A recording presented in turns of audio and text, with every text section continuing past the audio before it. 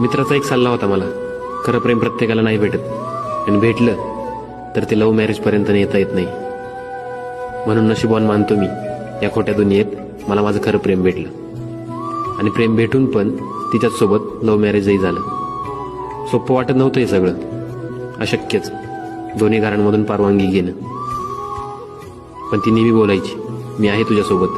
आणि तिच्या ह्याच प्रेमामुळे मीही बिंदास झालो. आणि त्या धाडसामुळेच काल मला अरे म्हणणारी आज मला आहो म्हणते. हा बदल लव्ह मॅरेजचा आहे. गैरसमज आहे आपला, हल्ली लव्ह मॅरेज खूप होतात म्हणून. खरं तर फक्त लव्ह खूप होतं. लव्ह मॅरेज हे ठराविक जणांचेच होतं आणि त्यात माझा नंबर.